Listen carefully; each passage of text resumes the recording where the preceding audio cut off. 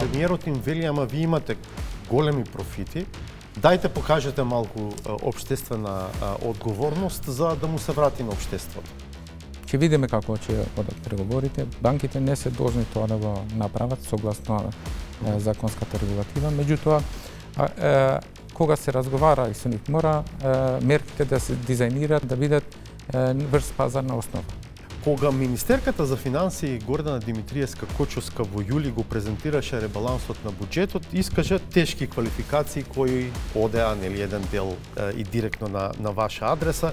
Затекнуваме држава во хаос и долгови, буџет кој е список на желби наместо креиран развој, економија во клиничка смрт. Тоа што ги има кажа ништо не саќам лично. Што мислите вие за таа политика? Еве веќе кога ја споменувате, едно зголемување се случи годинава, другото е најавено за во март. Видите, прсто стојам на ставот и професионално и сум спремен да разговараме дека треба да има системско решение. Зошто да бидат предмет на пред секој избори, дали ова влада ќе даде 2500, дали ќе даде 2 или 4 или 5.